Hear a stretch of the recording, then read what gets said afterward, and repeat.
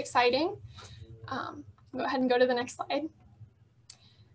So one of the big takeaways from our second partner network meeting in June 2020 was the need for a mission and vision statement for the Missouri Green Schools program.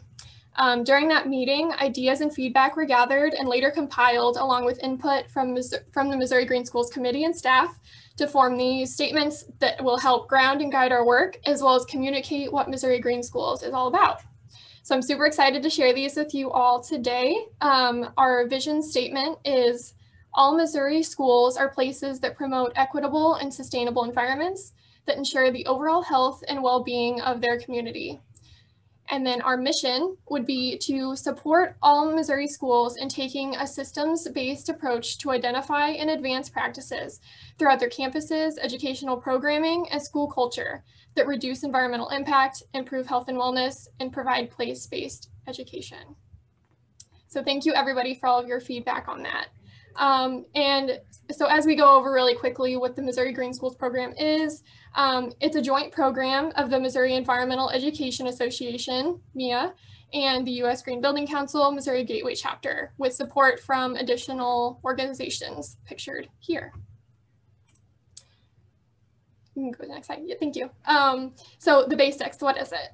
Missouri Green Schools is a tracking recognition program. It's a free statewide program for pre-K through 12 schools that's meant to be holistic in nature. And the program offers recognition for different levels of achievement, reaching from emerging through progressing and advanced levels. So allowing schools from the very earliest stages in their sustainability journey to participate all the way throughout. In addition to offering state level recognition, Missouri Green Schools is the conduit for a national recognition program called the U.S. Department of Education Green Ribbon Schools Award. The Green Ribbon Schools program recognizes schools across the country that have demonstrated excellence across all three of those pillars that we mentioned earlier: reduced environmental impact, improved health and wellness, and increased sustainability literacy. Each state's Department of Education is able to nominate 5 schools per year. Since 2016, we've been working with the Missouri Department of Elementary and Secondary Education to facilitate this program in Missouri. When we're seeking to distill the complexity of what it might mean to be a green school, these 3 areas or pillars are emerging as a common definition for green schools that's being used by over 60 organizations in the United States and abroad. So that includes that reduced health or improved health and wellness of students and staff, reduced environmental impact and costs, and effective environmental and sustainability education. Many different elements fall under each of these 3 pillars. For example, environmental impact includes, energy and water conservation, waste diversion, grounds, transportation, while health and wellness includes things like indoor air quality, fitness, outdoor time, healthy food and nutrition. And sustainability literacy includes environmental literacy, outdoor education, professional development, and community engagement.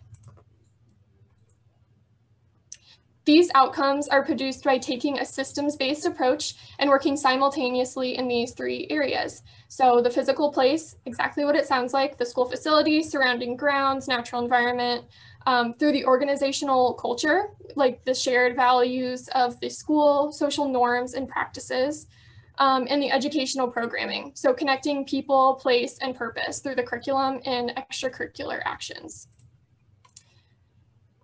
And when we put it all together, hopefully we get Missouri Green Schools, and it all fits very well together.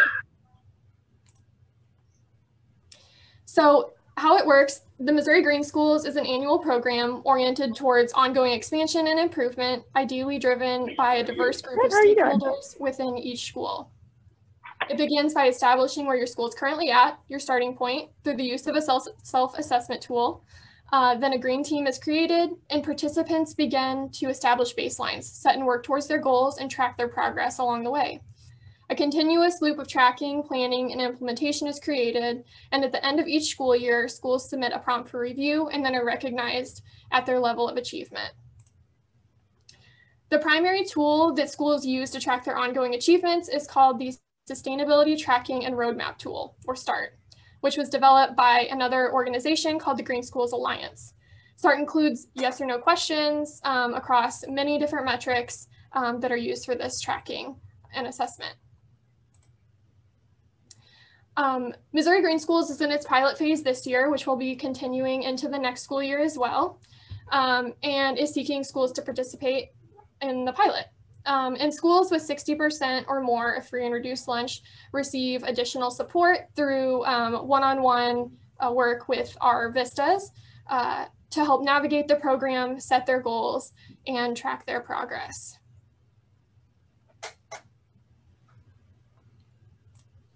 Thanks so much, Anna. So we are currently in the middle of a 3-year program development and expansion project that is generously supported by the Missouri Foundation for Health. And we're actively seeking out additional funding sources to provide ongoing support beyond this 3-year period. The full project scope of the 3-year expansion grant is illustrated in this mind map and includes four primary branches. Recognition, which is found in the upper right, is focused on establishing the levels, criteria, and benefits of the awards program, as well as the enrollment, review, and honoree determinations. The communications and outreach efforts include recruitment of schools, partners, and funders, as well as development of promotional materials and tools, and collaborations with additional stakeholders working to advance school sustainability on local, state, and national levels. The program management branch includes much of the behind the scenes administration, notably engaging a team of AmeriCorps Vista service members who support the program's development and its uptake within under-resourced schools across the state. And lastly, support, which includes the one-on-one support provided by Vistas and small grants that are available to schools with 60% or greater free and reduced lunch, as well as a wide range of resources and the partner network, which brings us all here together today. So throughout the day today, we'll be touching upon a number of the items that you see outlined: the goals and structure of the network, annual survey and convening. Additional priorities of note here are the need to increase the diversity of network partners, and captured here as the EcoRise partnership, the desire to engage in some broader initiatives to map Missouri Green Schools participants and community assets, such as the partner network, and correlate to data indicators for equity and climate vulnerability with the goals of better understanding the movement, building strategic alliances, increasing support, and helping schools to connect with available resources. So in sharing this map, we simply wanted to emphasize that the partner network is just one piece of a larger vision and project. Though while only one piece, it really is an essential piece with an important role to play in building relationships between organizations across the state, both nonprofit and for-profit, and connecting schools with resources that support the program's vision that all Missouri schools are places that promote equitable and sustainable environments that ensure the overall health and well-being of their community. Now I'd like to turn the floor over to Kat Golden, who will recap the work that's been accomplished over the last 4 partner network convenings. And I'm also just going to drop in the chat box a link to that EcoRise Gen Thrive project that was mentioned in the mapping portion. So thanks so much. Thank you, Hope. Thanks for sharing that mind map. So like Hope said, I'm going to recap really what MeLab, what these partner meetings have been and where we're kind of going with this meeting today. So sort of back, you know, and there's a lot of people in this call who have come and gone, who have participated in one meeting or all 4 of these meetings that have really helped move this work along in sort of this trajectory. So I just want to acknowledge and say thank you to everybody who has contributed or been present at one of these meetings. So back in December of 2019, MELAB kind of shifted a little bit in how our meetings were structured in order to have a really focused and dedicated time to developing this Missouri Green Schools and Missouri Green Schools Partner Network. This was seen as a huge need and focus for MELAB, and sort of became the target for these next 4 meetings here. So in December of 2019, we worked to kind of establish as a group the foundation and idea of really what this partner network would be, what might its roles be in supporting Missouri Green Schools, and starting to collect sort of that feedback on, like, as a collective, what our goals were, what our hopes were, and then begin to assess some of those gaps, because we knew that we had gaps. We already could see that, certain areas or regions of the state maybe weren't as represented. So we needed a starting point to begin to assess that. And sort of our big takeaway from that meeting really became kind of that just keep swimming idea of just keeping to move forward, keeping momentum. So that way this project, which is a huge project and undertaking, didn't become one of those projects that kind of faltered once it got out of the gate. So then in June, which, wow, June was different for everybody. We kind of adapted, and we were able to come together virtually and share a lot of updates on the program, because people like Hope and Leslie and Hannah were working largely behind the scenes and getting things moving and developing. As the program continued to take shape, we began to gather ideas to shape the mission and vision statement for the partner network.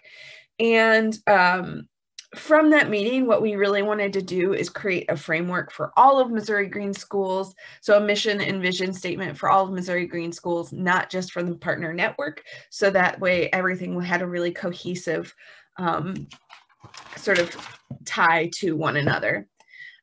In December of 2020, we were able to tour the newly launched brand new Missouri Green Schools website. If you haven't gotten a chance to check that website out, it's amazing. It's a really accessible tool to bringing Missouri Green Schools to all schools in the state. And then we started to sort of envision what this partner network might look like and how it was structured. So there's a lot of different components that go into those 2 questions, because every organization has their own, unique features and issues and obstacles. Every region in the state has its own features and obstacles and things like that. So we're starting to envision that, which brings us to our meeting here today in May of 2021. And I think there's, one of the big things that we really wanted to do was share the mission and vision statements that you guys were able to just hear from Hannah. That took a long time to frame how all of this is going to be coming together and the impact that we hope to see in the state. And then our big goal is really to move forward on creating a structure for leading and joining that Missouri Green Schools Partner Network. So now that we kind of have the framework, we need to create the structure and give people that how-to actionable items and what things are actually going to look like, instead of just this idea or vision of what we have. So bringing everything to actual fruition and seeing what and how things take shape. So that's where we're going with the meeting today. So happy to have all of you guys here today. And I think. Great. Thank you so much, Kat. Oops. So before we kind of lay out the structure that we're proposing that we're going to try after today, I wanted to just kind of ground us in our why and some of our aspirations for this, just to recall that. One of the things is that we're a big state. We're diverse in terms of economic drivers, our geography, and the needs, and they vary so much region by region and place to place. So this partner network is going to give us an opportunity to really address unique needs that schools are facing in their communities. And so to kind of illuminate this and think about our different regions, I did a little bit of research using All Things Missouri, which is a really cool website from Extension. And it's funny, we're recording this meeting because we had lots of people that weren't able to come, and one of them was the statewide coordinator for Extension. So she was excited to know that I was plugging their pretty cool research site. It's just a great jumping off point for finding Missouri-centered data. And so thinking about, starting with who's most vulnerable. And this map shows poverty and education levels where there's a need. So the orange on this map represents communities where 1 in 5 people are living below the poverty threshold. The purple indicates communities where 1 in 4 people don't graduate from high school. And then these red areas are communities where they're struggling with both of those things. So I would say, these are pockets of Missouri where our schools could probably use a lot of extra support. And we might want to think about that when we're thinking about how to support schools going green. Another way to look at, where the need is, in this map, the pink and the red represents higher risk for adverse childhood experiences, also known as ACEs. And ACEs are traumatic experiences, acute or long lasting, that have a big impact on brain development and mental health and can impact people throughout their lives. We're learning a lot about that. A lot of schools are doing trauma-informed therapies, and that is based on what we're learning about ACEs and how it impacts the brain development. So again, this is just a way of learning about where our kids need specific supports in the state.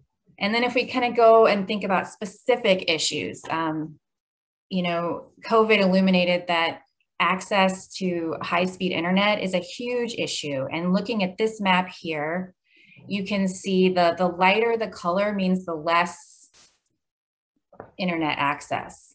So we have large swaths of our state that kids had a tough time if they had to go remote and do remote learning. And there's people, across our state that would have a hard time accessing this meeting today. So it's something that we need to kind of dig into and think about. So yeah, the dark purple is where we've got great access, and the lighter the color, the more difficult it might be. Food is fundamental. So I definitely wanted to include something about food and food access. This map where you see the pink, orange, I don't know what you call it, and the blue, that indicates food desert. So if it's the reddish color, it's currently a food desert. If it was blue, it means it was taken off that list a few years ago. But you can see here, I think one thing that's important to illuminate here is we often talk about food deserts in urban centers, and we can see here that it's also a rural issue. It's a huge issue, and there's just parallel. So thinking too, we can look at data not just to see unique needs by region, but we can also see maybe where there are parallels where working together as a statewide network could be beneficial. This tool is pretty helpful as well. It's the EPA Environmental Justice Screening Tool. And this map here, I'm going to zoom in a second, but I just wanted to call out on this map, what you're seeing is that's where it's yellow or orange or red. You can see there's clusters around our urban centers, and then we have pockets of yellow or red or orange throughout the state. And what this is cancer risk that's elevated due to air quality issues. So if we zoom in, we're going to zoom into a couple locations here just to kind of see where certain needs are. If we zoom into St. Louis, on this left picture here, you can see the far left is yellow, orange, or red, means a higher risk. Red is the highest risk for cancer due to air quality. And this next one to the right is where there's a higher percentage of people of color living. And probably a lot of you have heard about the persistent red line in St. Louis, which is where we have de facto segregation that we just can't seem to unwind. And this red swath here, that's really the red line in St. Louis. So you can see that there's a correlation between the risk and segregation. And then also here on the right, you see the same risk map and it's overlaid with income levels. So the red is high poverty, and yellow and orange are also elevated poverty levels. So you can see that there's a clear correlation between air quality, income, and race in St. Louis. Now, if we zoom into, this is in Monette in Southwest Missouri. There's a pocket of red, which means, if you'll recall, high cancer risk due to air quality in the Vernon and Monette area. And if we overlay that with percentile of people of color, it's this county that has the high risk also has a higher percentile of people of color. And on the right block, you can see the same thing. The high risk is also correlated with people who are living in low income situations. And one thing to note too is here, I didn't want to, I'm probably throwing too much data at you as it is, and I didn't want to add one more, but same thing if you did a search for the correlation between, this is a pocket of linguistically isolated people. And so what's happening here, we know, I'm not sure exactly what's happening because I don't know a ton about the air quality issues created by the Tyson plants, but there's a Tyson plant in this area, and there's a lot of Latinx folks living here. So, for partners in St. Louis or partners in Southwest Missouri, these data points point towards areas where schools could probably use some extra support. And there's lots of ways that school and community partnerships can positively impact air quality, right? So it's a data indicator saying, okay, this is an issue that might impact kids in the schools in these in this area, but also, so it's a unique need highlighted, but it's also an opportunity. It could be an opportunity for MGS schools and their partners in St. Louis and Southwest Missouri who are working on improving air quality to share information and resources. So understanding the unique needs and the parallels among regions is a benefit that we think is going to come from this partnership. And then another benefit that we think this network will bring is broadening the we. When we talk about our kids and their future, this network can provide learning opportunities for all of us to better understand what our kids are facing throughout the state. And it can help us cultivate our sense of shared responsibility for the kids. Expanding, I like to think of it as expanding the we and contracting our notion of other. And so when we think about this notion of otherness, this is what really underlies a lot of these complex, intractable problems in our country, like the persistent health disparities, like poverty, like climate change. In terms of systems and systems change, these problems are these events that are at the top of the iceberg that we can see. But if we really want to transform these situations, we have to get down into this level of our mental models, to the ways in which we've kind of bought into this otherness or us versus them. And that's really hard because it's the water we swim in. It's this real deeply buried part of our systems, and it relies on maintaining this separation and misunderstanding. So this is where I think this partner network can come in a really wonderful way. We can work together to intentionally learn about these unique needs across the state and connect with one another from across the state.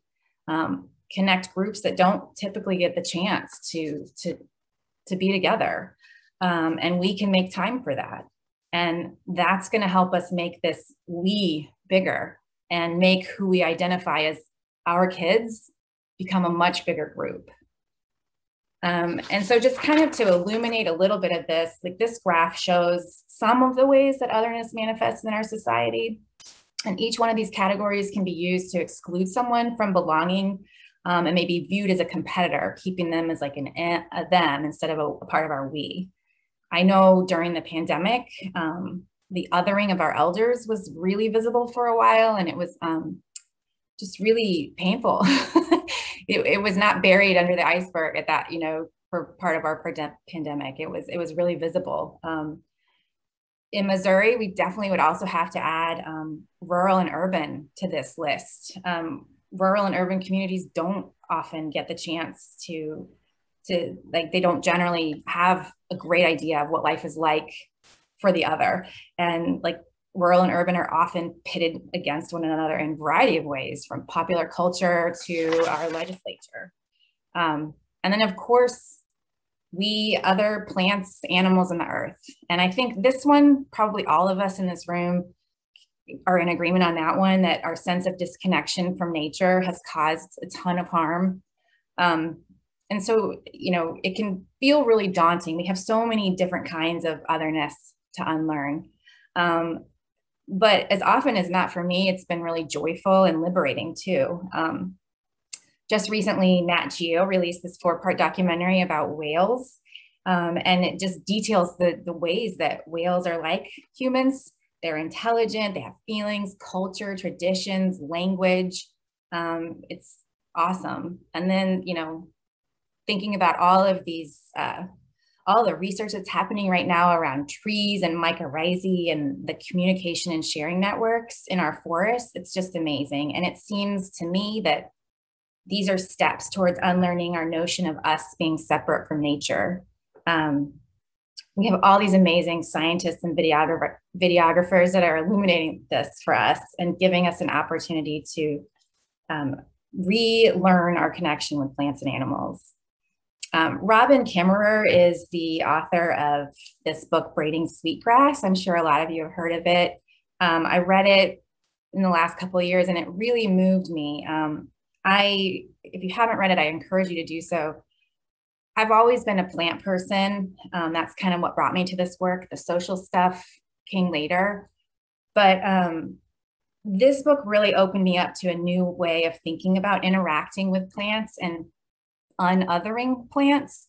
And so I wanted to share with you this video clip from Robin Kimmerer. And I hope you find it as moving as I did.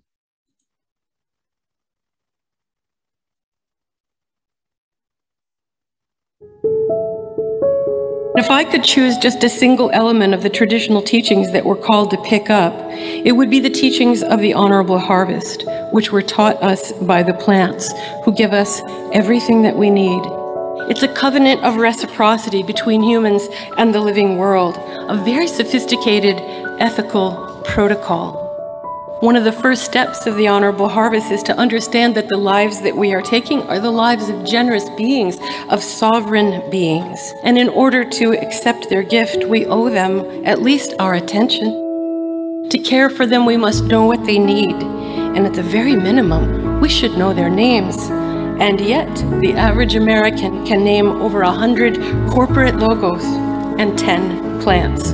Is it a surprise that we have accepted a political system that grants personhood to corporations and no status at all for wild rice and redwoods? The protocols for the honorable harvest are not really written down, but if they were, it would look something like this. When you get to the woods, you don't just start grabbing everything in sight. We're taught never to take the first plant that you see, and that means you'll never take the last. This is a prescription with inherent conservation value. And then if we encounter another plant, we ask permission. I've always been taught to address that plant, to introduce myself and tell it what it is that I have come for. If you're going to take a life, you have to be personally accountable for it. I know there are places where if you talk to a plant, they think you are crazy, but in our way, it's just good manners. If you're going to ask, you have to listen for the answer.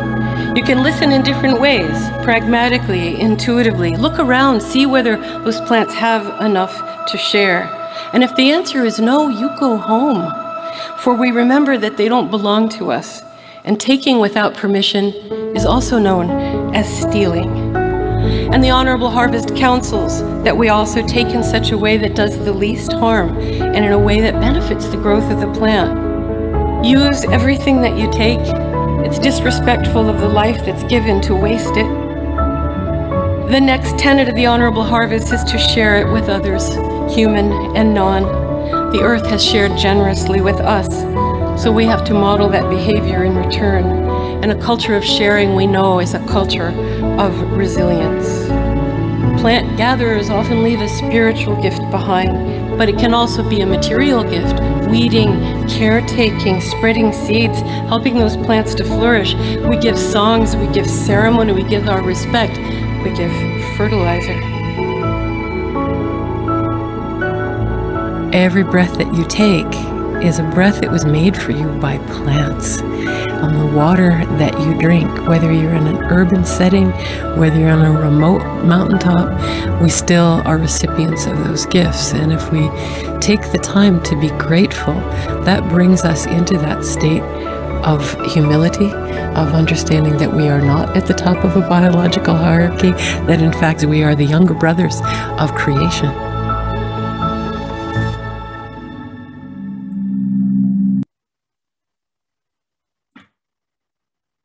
All right.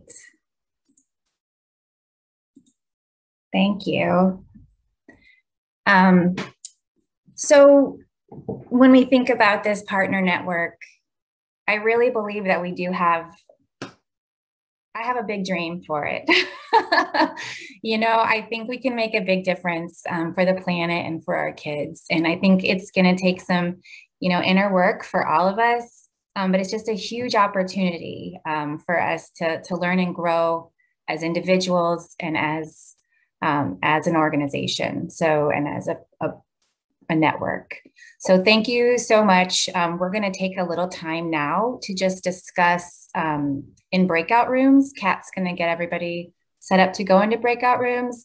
And when you go in there, we will have a link to a Jamboard in there, and you can write notes right on the Jamboard on that first page and discuss what are, you know, when we looked at all those different variety of needs, what the implications are for our state.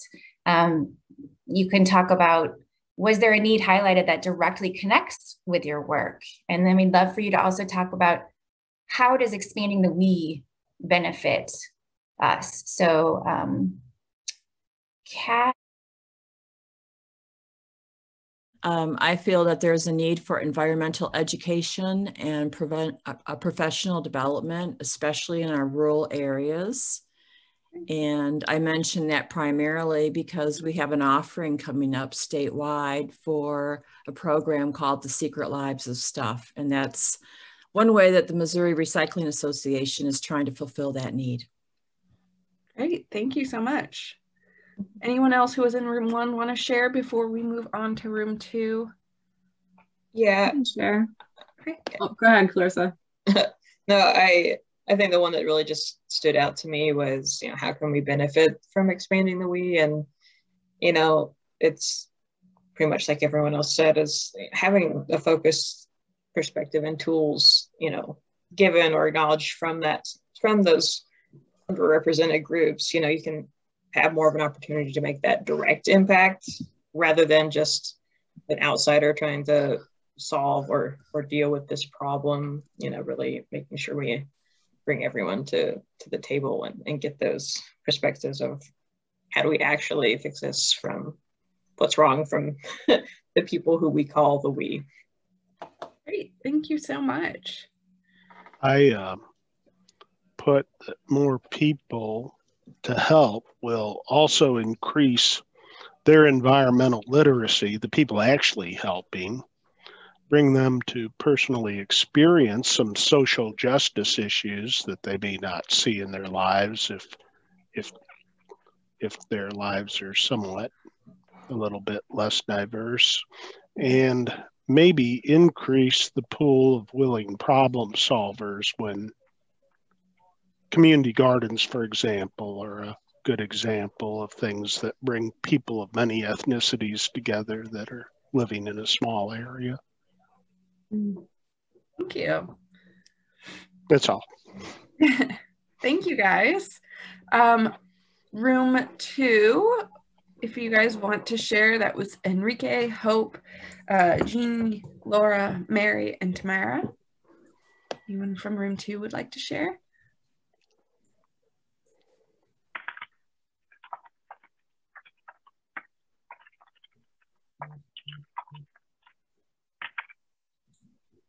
happy to share out some of what we had discussed. Thanks, Hope.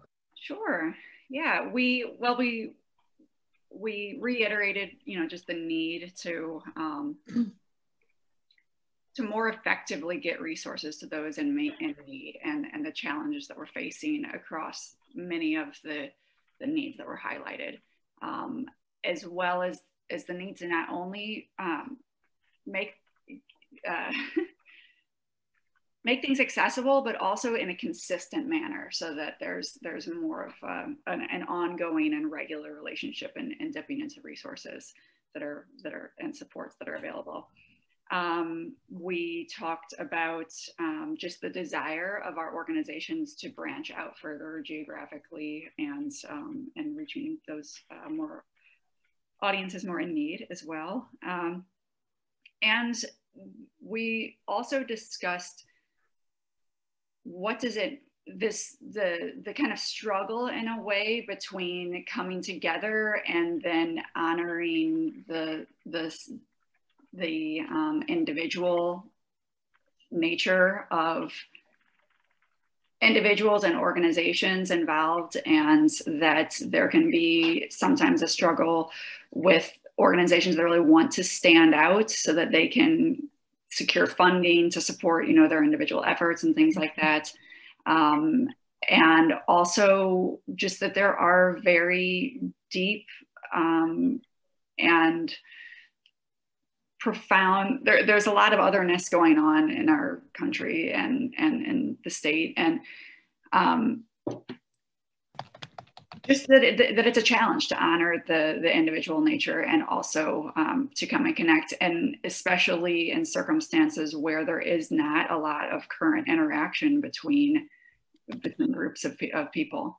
The example we were discussing was maybe someone who had been raised in a suburban environment in Missouri and is now doing student teaching in a very rural area, and just the disconnect that is there.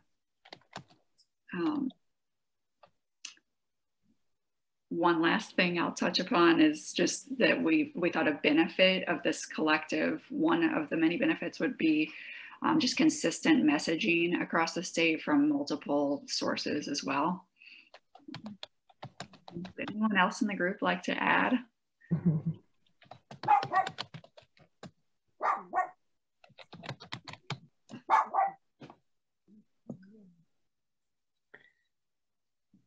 All right.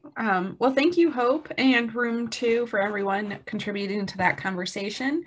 Now we'll hear from Room 3, which was Ben, Hannah, Jeff, Lori, Maggie, and Mara.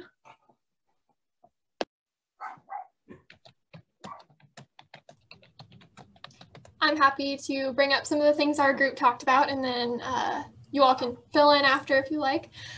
So some of the notes that I took from our discussions were the striking similarities at times between issues that urban schools face and rural schools. An interesting area where you would kind of think maybe that they would have polar opposite issues, and they tend to be quite similar. Mm-hmm. Other interesting things of potentially assuming that rural schools do a lot of outdoor education because they have a lot of access and space around their campuses, but finding that might not necessarily be true. And so, access to outdoor education and training, even for staff, is still important in rural areas where they do have the space. Other things that we talked about were the benefits for expanding the we even inside of a school itself. So making sure that group of key stakeholders is a group of key stakeholders and not just a single teacher who's involved. And so by expanding the we within a building itself to custodial staff, administration, nutrition staff, teachers, students, you share the responsibilities, but you also share the benefits, and everybody gets to enjoy those benefits from the projects that you've created. We did talk about how, we noticed the groups of schools and areas in Missouri that seem like they need the most support, and thinking about how can we best support those schools, and trying to understand, you know, is there a lack of resources in that area, or could it also be that there are resources in that area, but these organizations struggle to get access to the schools themselves? And so how to get schools bought in and see themselves as a Missouri Green school.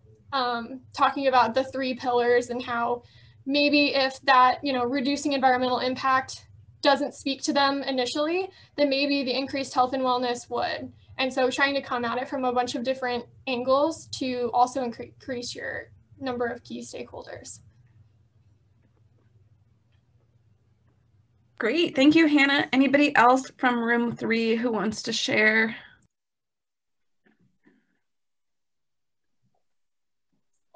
All right, we will move on to room 4. So Alana, John, Nick, Nikki, Ralph, or Sarah, if one of you guys would like to share sort of the conversation that was in your room. We had some issues accessing the Jamboard, but I did take some notes. Maybe a couple people were able to, but then they can also chime in. So we talked about the importance of green infrastructure and architecture and how that can increase the learning environments within schools. We talked about the importance of supporting those schools that need it. So we brought up the initiatives to sponsor native gardens for schools. We talked about potentially connecting with Missouri Conservation and using their platform to share our events, fundraising opportunities to support us. We also talked about the importance of food security, talked about greenhouse initiatives, also talked about the work with Ujima that I do and providing a free CSA program where families in St. Louis can get monthly donations of fresh produce and herbs. So that was most of what I got in my notes. Folks are more than welcome to add if I missed anything. Anyone else from room 4 want to add to what Nick summarized? Thanks, Nick. This is Ralph. Yeah, I just wanted to say that I think making green features visible at school really kind of compounds the educational aspect. If they're not visible, if they're there but not visible, you know, people don't know they're there. But so that ability to connect with visible features is really helpful educationally. You know, I think funding's always an issue. Yeah, I did have some trouble getting the Post-it notes, but figured out how to do that. So I did get some comments on the Jamboard.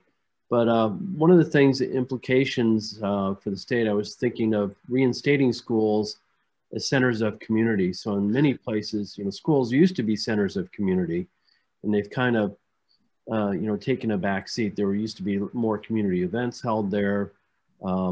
They also can be seen and have been in some other regions of the country used for health clinics and, you know, and you know, of course, Boy Scout meetings, Girl Scout meetings, different church services, and some schools have gotten away from that for insurance reasons and others. So that's all part of making the schools as centers of community. And as they, you know, as they can get greener, again, that's another way to share and expand that in the community. I also, you know, think that in terms of benefits for trying to get people at the table that haven't traditionally been at the table, you know, is an ongoing challenge, but has a lot of benefits to hear diversity of thought and voices and opinions that some of us might not think of otherwise from our experiences. Great, thank you, Ralph. Catherine, can I just piggyback off that? Yeah.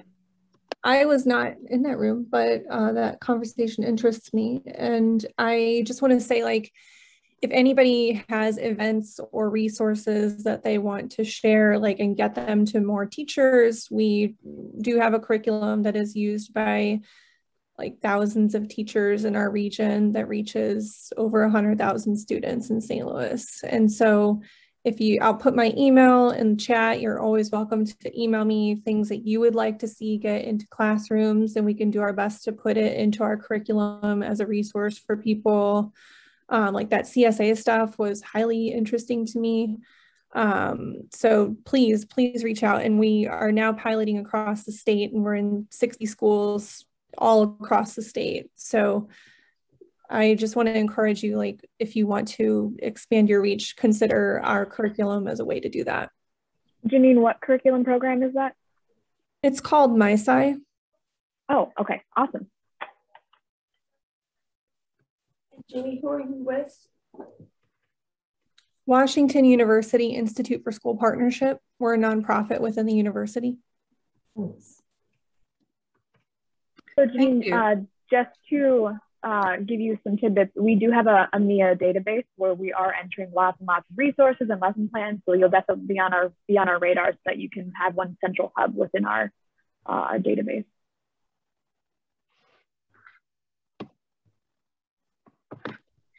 Great, thank you so much for sharing. One last room, so room 5, which looks like it's Christine, Lacey, or Malaya right now. If one of you guys would want to share. Well, I'll jump in and get started, and then other people can join. One of the things that was interesting about our group is that with the 6 of us, and I'm sure this is all the groups, 6 totally different perspectives from different things that we do. And for the people I never met and learned about 4 different organizations, which was very interesting.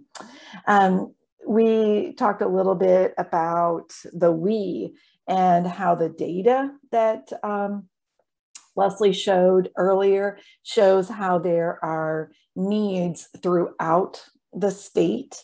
Like, I was really surprised by the food desert in parts of the state. I was just shocked by that. We've heard about it in the St. Louis area, but I didn't know about it in other places. And so that I think the thing that we added was just this idea that throughout the state, we have needs. It's not just like the St. Louis area or the Kansas City area that has needs. So that was one of the things we talked about. I don't know if anybody else wants to jump in.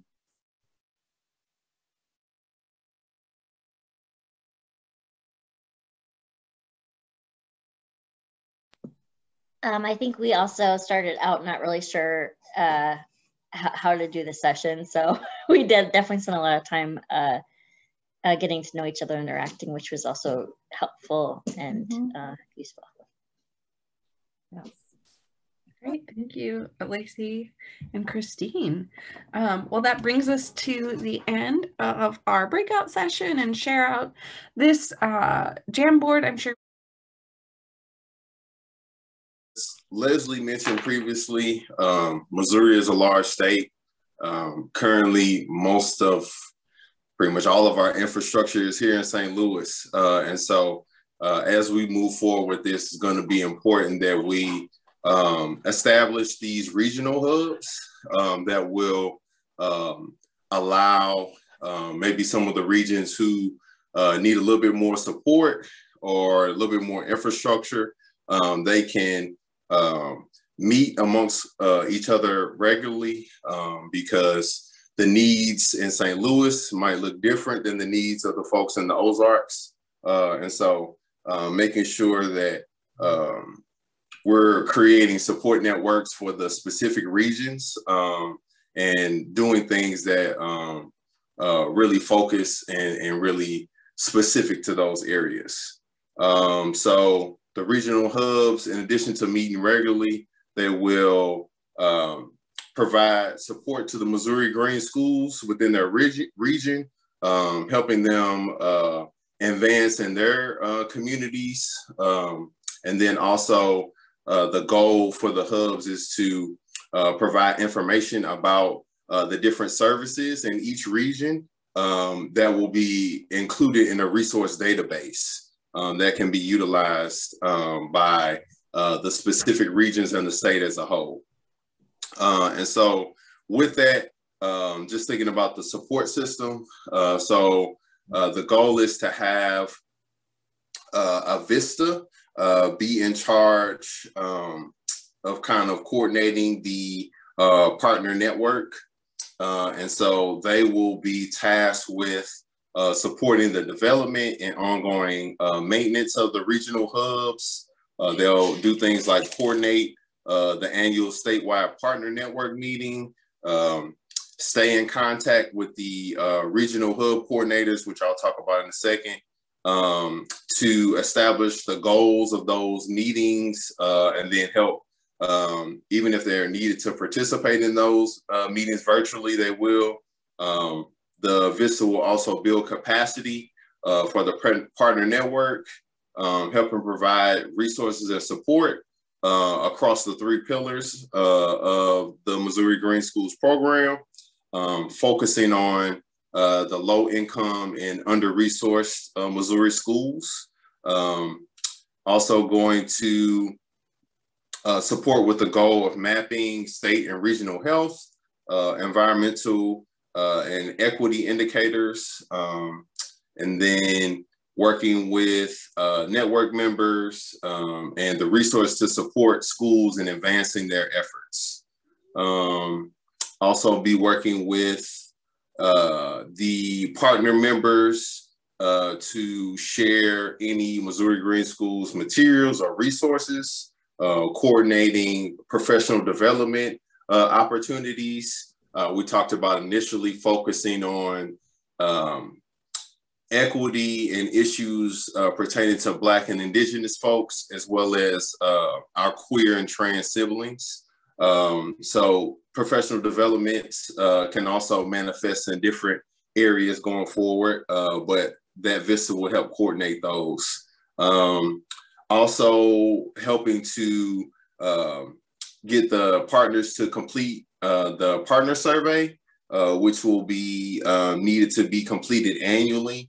And then also helping organize community service projects within the partner network that will support the Missouri Green School, the MGS Plus schools. And then also maintain the continuity of the partner network communication, and then also support with the VISTAs, because that is a year-long term, and then there's a new cohort, so helping with that transition as well. So that's the gist of what the VISTA will be doing and pertains to the partner network. But then each specific region within Missouri is going to have a hub coordinator. Starting out, this will be a volunteer position. We are looking to make this position more sustainable going forward and have it be a paid position, but at the moment, it's going to be a volunteer. And so this volunteer for each specific region, they would have to submit an application for this leadership role. It would be ideally a 2-year commitment. And then obviously we want the hub coordinators to actually live in the region that they're representing. The coordinator would check in with the VISTA partner network coordinator bi-monthly. They will help organize hub meetings within our region as needed. And then also assist the VISTA in planning a community service project annually. And so this is an estimated time commitment of 4 to 8 hours a month. And then, and so in addition to that, we would have the partners that are in the network itself. And so obviously the partners are individuals who are supporting the mission and vision of Missouri Green Schools, providing some type of service, whether that is a donated service or a paid service to schools that will help them advance in one of the pillars.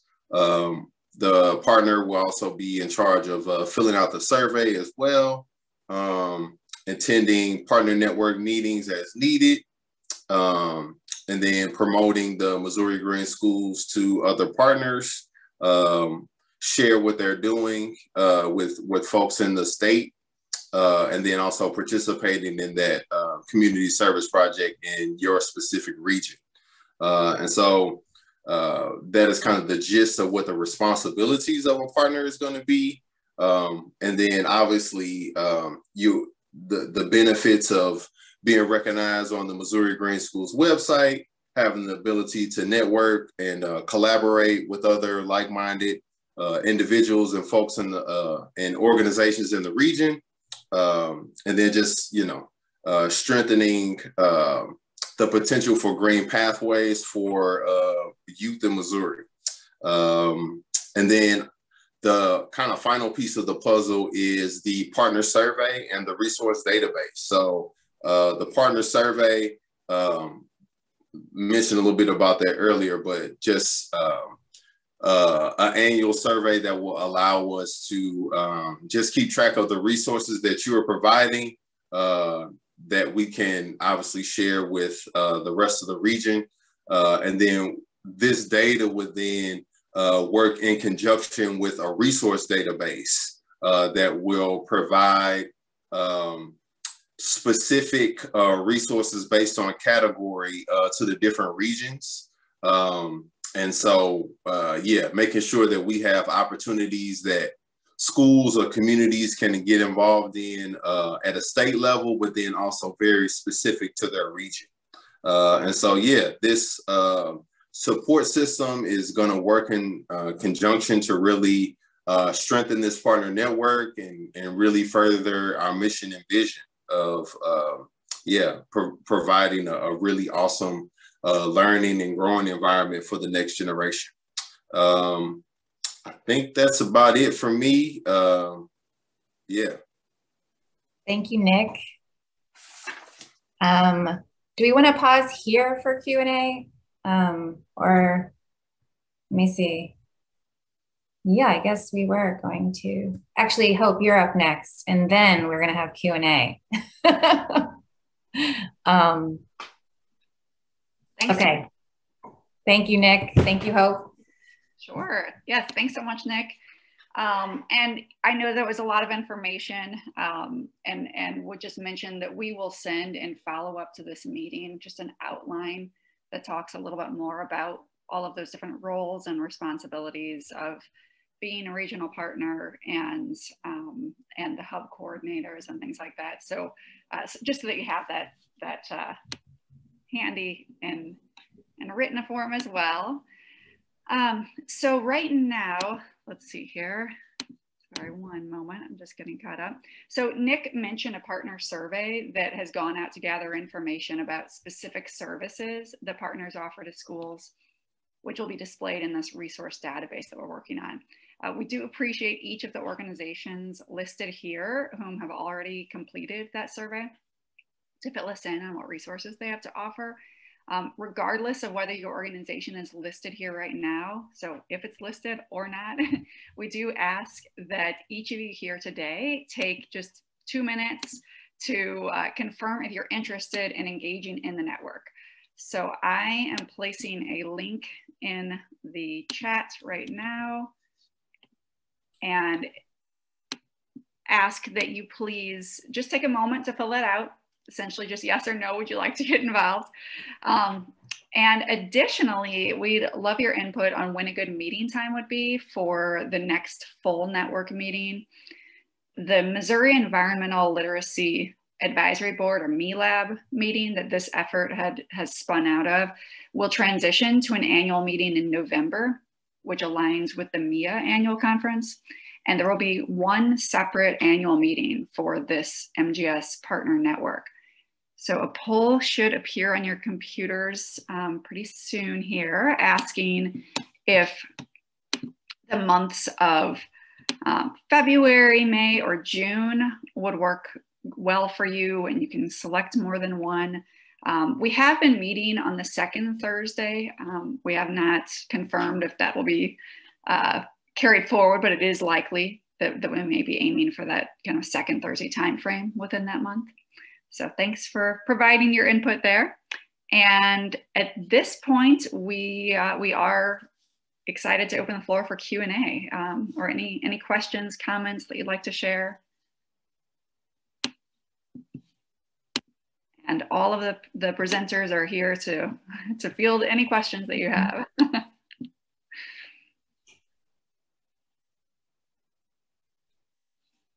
And it's looking like February might be a great month. Yeah. And it's funny because I was thinking we probably should have taken May out of the options because there were so many people. Like Enrique, you're here from higher ed. I'm not sure if we had anyone else from higher ed. Some of our other contexts, they're finishing up finals and there was no way. And May is a busy month. So this is Ralph. I'm not quite sure what it means to be a partner, what the responsibilities and obligations are of a partner, what kind of commitment one is making to be a partner. And so is there something that spells that out in more detail? Is that in the survey or where is that? Yeah, we have, we will share out a written document after this meeting that really goes into that a little bit more, but in a nutshell, I would say to be a partner, really just supporting the mission and vision of Missouri Green Schools, providing a service that helps schools to advance in one of those three core areas of reducing environmental impact, improving health and wellness, or increasing sustainability literacy. And these can be for-profit or nonprofit. Resources could be anything from services or products that are provided to internship possibilities for high school students, guest speakers, volunteers. It's pretty wide ranging. And then we really ask that every one of the partners fill out this larger survey, which was presented during Nick's portion. And that will dig into specifically what services you're offering and feed into this resource database that we'll have available for schools, which we are aiming to have up and running by this next annual meeting. In addition to that, I mean, that's really kind of the bulk of it. But in addition, we would ask that partners attend the annual meeting and identify at least one of the regional hubs to participate in. And then really just helping to promote Missouri Green Schools program to schools and partners and celebrating all that's going on within your region that relates to that as well. Nick mentioned we are planning to organize some community service opportunities within each of those regional hubs as well. And we do ask that partners engage in that opportunity as well. Great. Yeah, great. Yeah, so I do realize that Nick mentioned a lot of those things, so thanks. And I see in the chat there, it looks like the last thing in the chat might be the quick form to fill out. Is that the survey we're talking about? So it's not the big survey. It's just a quick, like, you were here today and you're confirming, yep, you still want us to reach out to you and keep the ball rolling from where we are today. So, and it's also an opportunity to share if you're interested in being a hub coordinator for your region. So how do I get access to the survey form? Sorry. Are you talking about the short one? No, the long one. The long one. We will send it to you. Ah, awesome. I will send it to you today. Thanks. Okay, maybe not today. I'll see if I'm being perfectly honest. It'll come. That's all right. I'll see if I can pull it up while we're meeting here. Okay. Any other questions that have, we threw a lot of information at you today. So could you put the previous screen up where you had sort of like the various orgs? Yeah, so these are the folks that have already completed the survey. Just if you're with one of them, then you would know. We still would love for you to fill out that short survey that's in the chat. And that's where you could indicate but these are just folks that have already filled out the long survey. Yeah. And our executive director, she doesn't know if she wants to participate, but I guess that's why I'm here, being ears or whatever. So she has sort of like a statewide organization, so and has people distributed in different regions, so it might make sense to call someone representing MIA for her to have a conversation. Yeah. Who would that be? Any of us. I would say probably the three main folks would be either me or Nick or Hope. Okay. So I can't commit for that organization, but I can get a phone call going. So sure. And if you'll see that interest form is, would you like to be part of the network? Yes, no, or unsure. So go ahead and take it out, and then go ahead and fill that out, and then we will make sure that we follow up. Will do. Thank you, Jeff. Yep.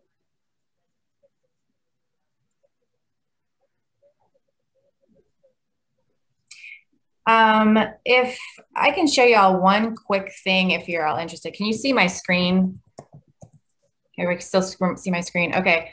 In the, remember where our resource database is. Here it is. So this is our first searchable database, and this is on the MIA website. And so folks can search different categories of education resources. This is our vision for something similar with the partner network, is, searching partners who, can be based on their region, the type of resource they provide, all different things. So that's not put together yet, but we're hoping by the end of the year. I just wanted to show that to y'all real quick, so you can kind of have a vision of where you might be, people might find you. And it would be not on the MIA website, but on the Missouri Green Schools website within a website. So,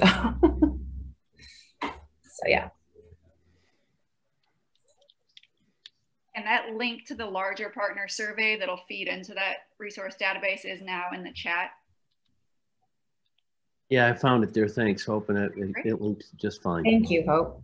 Oh, good. Any other comments or questions? All right. Well, we really appreciate everyone being here today, and for your participation. We look forward to working together more as time goes on. And as a reminder that green schools are not only possible, they are happening across the state. We'd like to close things out with a snapshot of some success stories. Hannah Carter is going to close us out with a showcase of initiatives that are taking place within her school district, Parkway School District, as well as Sunrise in DeSoto, Missouri, and Flance Early Learning Center in St. Louis.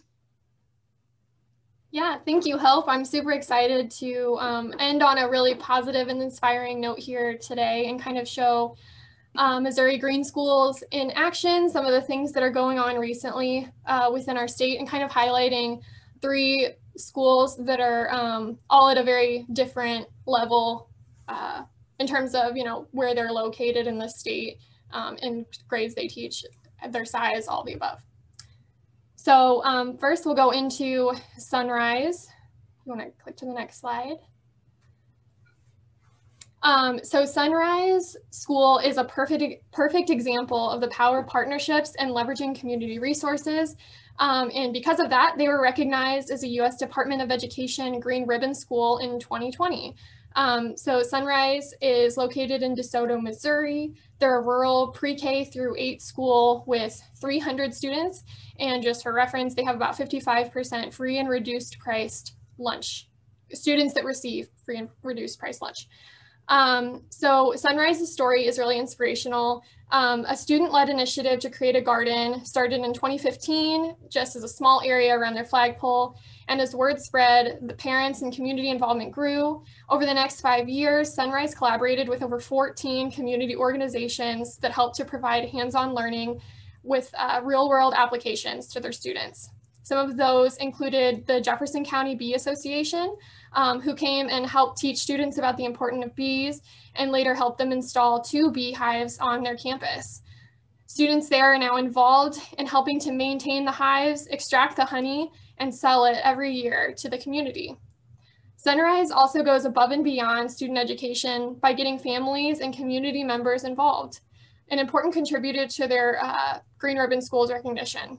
The recycling program includes a partnership with Trex to recycle plastic and plastic film into boards for their garden beds. And in doing so, they're also teaching families about the importance of recycling and encouraging families and community members to bring in plastic for recycling in a contest sort of format. And another cool thing to note is that through partnerships with local farmers, Sunrise plans to reduce their cafeteria waste by 90%, allowing hog farmers to pick up food waste daily from their schools to then be used as feed on their farms. So a really unique and creative example of community partnerships at Sunrise. Next up, I'll talk a little bit about Parkway School District. I do work at Parkway, by the way. And so Parkway is located in St. Louis, Missouri. We're a suburban pre-K through 12 district with 18,000 students, and 19% of students receive free and reduced price lunch. So Parkway has a really long history towards sustainability and commitment to reducing environmental impact. And in 2020, the district was awarded that District Green Ribbon, U.S. Department of Green Ribbon Award. And then we have 6 schools who had received their own individual recognition in previous years. So some of the things to note about Parkway is that we have developed district sustainability goals and implemented board policies around sustainability as a whole, but also energy, waste, water, tangible things that we're trying to hold ourselves accountable to, and meeting specific goals with actual achievable numbers and end dates. Part of that is by signing on to the U.S. Department of Energy's Better Buildings Challenge. So our district and our board committed to a 20% energy reduction by 2025. And we met that goal 5 years early. And so we re-signed on last year for a 35% energy reduction by that same year, 2025. And luckily we're on track to meet that goal. Currently, since 2015, we've reduced energy use 34%, and resulting in about $1 million a year in reduced energy spending. We also partner with St. Louis Composting to provide composting to all of our schools, which helps to divert nearly 200 tons of waste annually from the landfills. We have solar arrays on all 34 of our buildings and a 180 well geothermal heat pump that provides renewable, stable energy from underground. We've also developed a Sustainable Schools Challenge for the district, in which schools compete, earning points by completing activities that align with our sustainability goals. And despite this year's challenges, I've been so excited to see that over 900 students and staff have participated from over 29 of our schools. And another partnership to highlight is with the Missouri Botanical Gardens Earthway Center. In 2019, we partnered with the Earthway Center, and they helped us work with a group of teachers to create environmental education principles that were then passed by the Board of Education and implemented into guaranteed curriculum for all elementary students. We then worked with Earthways to look at existing curriculum that we had for science that was Project Lead the Way, and develop the sustainability connections for every lesson and activity within those units that allows teachers to put a lens of sustainability on units that they're already teaching. Next, I'll go to Flance Early Learning Center. So Flance is an early learning center, a private early learning center in St. Louis. more towards the city, around 64 students, and 86% that receive free and reduced price lunches. Flant's Early Learning Center strives for excellence through educating and nurturing children, supporting families, and strengthening communities by educating students and families about growing and preparing healthy foods, encouraging physical activity and green practices. So Flant's building was designed with LEED certification in mind and the idea of bringing the outdoors in. So they maximize daylighting opportunities in classrooms, reducing the need for overhead lighting. They collect rainwater in complex form of cisterns and bioswales that they can then use for irrigation as well in their gardens. And another great thing to highlight is their on-site composting and reusable food serviceware that they use to really cut down on their food waste.